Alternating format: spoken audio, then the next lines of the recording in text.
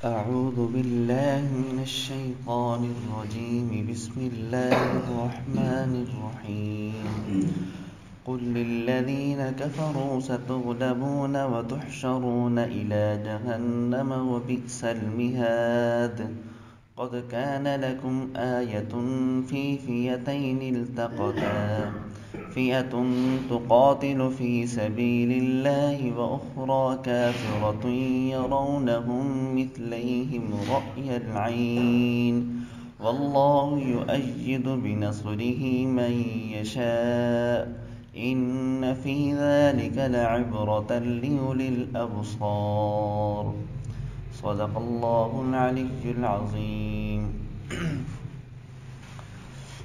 اس آیت میں کل ہم یہ بیان کر رہے تھے کہ کافروں نے یہ اندازہ لگایا تھا کہ ہمارے پاس جس طرح مال ہے، اولاد ہے، ہم دنیا میں بچ جاتے ہیں، آخرت میں بھی ہم بچ جائیں گے، ہم سے پوچھنے والا کوئی نہیں ہے۔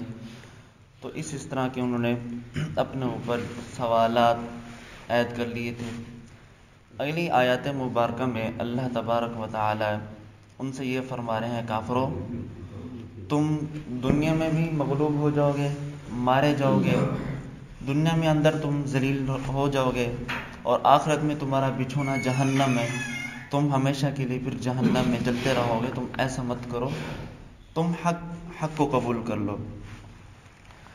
آپ صلی اللہ علیہ وسلم جب جنگ بدر سے فاتح بن کر تشریف لائے دوبارہ، تو بنو قینقاع کے بازار کے اندر یہودوں کو جمع فرمایا۔ ان سے فرمایا، مشرکین یہودیوں سے، کہ دیکھو قریش کا کیا حال ہوا ہے، وہ سب کے سب مارے گئے ہیں، آپ ایسا کریں، آپ بھی اسلام قبول کر لیں۔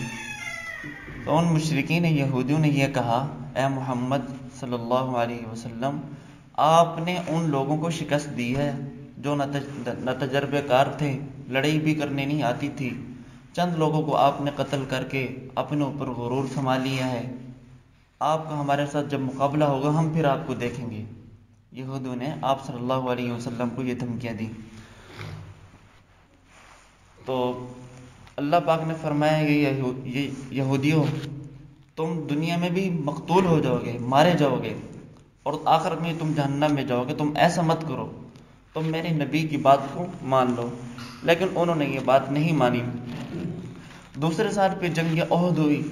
جنگ احد میں ان کو مسلمانوں کو تھوڑی سی ایسی شکست ہوئی، خطا ہو گئی تھی، تو ان کے جو دل روب تھے، ان کا دل کھل گیا۔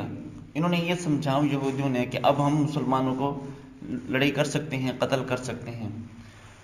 جس وقت ان کی لڑائی ہوئی جنگ بدر میں، مسلمانوں کی تعداد صرف 313 تھی، اور ان یہودیوں کی تعداد، کفار کی تعداد 1000 کے قریب تھی۔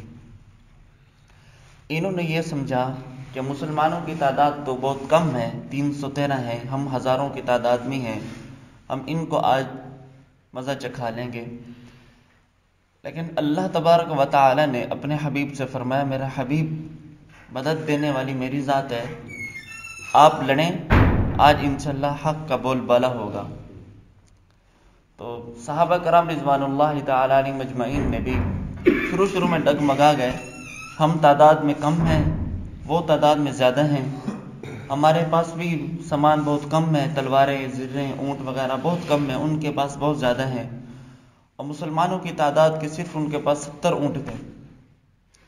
ہر ایک آدمی کو ایک ایک اونٹ دے دیا گیا، اور 2 گھوڑے تھے، ایک ایک اونٹ دے دیا گیا۔ مدینہ منورہ سے بدر تک جو سفر تھا وہ 100 میل کا سفر تھا۔ اللہ ہم سب کو مدینہ منورہ کی زیارت کرائے۔ 100 میل کا سفر تھا، اور 3 بندوں کو ایک اونٹ دیا گیا، باری باری وہ سفر کرتے رہے، بدر میں پہنچ گئے۔ تو کفار کی تعداد بہت زیادہ تھی، دگنی تھی۔ تو اللہ تبارک و تعالی نے فرمایا کہ میں آج ان کفاروں کو غلبہ دوں، مسلمانوں کو غلبہ دوں گا، یہ کفار مغلوب ہو جائیں گے، مارے جائیں گے۔ تو ہر ایک بندے کو، یعنی کفار کو مسلمان کی تعداد زیادہ لگ رہی تھی کہ مسلمانوں کی تعداد تو بہت زیادہ ہے، اور مسلمانوں کو ان کفار کی تعداد زیادہ لگ رہی تھی۔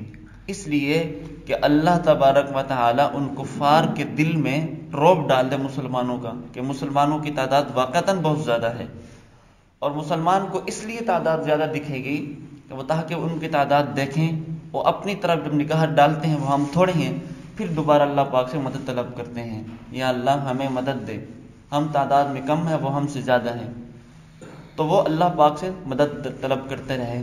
جب لڑائی شروع ہوئی، جنگ شروع ہوئی، تو اللہ رب العزت نے 1000 جماعت فرشتوں کی اتار دی، تو اللہ رب العزت نے اس وہاں سے ان کو فاتح بن کر لٹا دیا۔ اس کے بعد بنو قریظہ کے عہدیدار وہ تو مارے گئے تھے، اور اس طرح بنو نذیر جلا وطن کر دیے گئے۔ جلا وطن کا مطلب ہے ان کو اس وطن سے دوسرے وطن کی طرف بھیج دیا، خیبر کی طرف ان کو بھیج دیا گیا۔ تو حضرت عمر کے دور کے اندر بھی ان کو جب جنگ خیبر میں خیبر کے اندر بھیج دیا گیا کہ جلا وطن کر دے، یہاں سے تم دفع ہو جاؤ، چلے جاؤ، تو وہاں جا کر مسلمانوں نے کچھ عرصے کے بعد بھی وہیں پر حملہ کر دیا ان پر۔ جب حملہ کیا پھر اس بات پہ صلح ہوئی، تم یہاں پر کھیتی کرتے رہو، پھل اناج اگاتے رہو، اس سے مخصوص حصہ تم نے مسلمانوں کو دینا ہے۔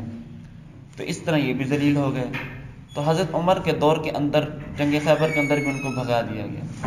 تو اس طرح یہ دنیا میں بھی ذلیل ہوئے، آخرت میں ان کو ذلیل ہونا ہی ہے، جہنم میں ہونا ہے۔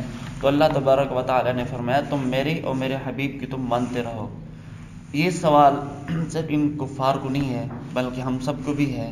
اللہ تبارک و تعالی ہمیں بھی یہ تعلیم و تبلیغ و توحید کا دعوت درس دے رہی ہیں، فرما رہی ہیں کہ تم میرے حبیب کی مانتے رہو، جن کاموں سے آپ صلی اللہ علیہ وسلم کا ہمیں حکم دیا ہم ان کی اطاعت کرتے رہیں، جن کاموں سے ہم کو منع فرمایا ہم ان سے رک جائیں، بچ جائیں، اللہ کو وحدہ لا شریک مانیں، اپنے اندر کسی کے بت پرستی نہ کریں۔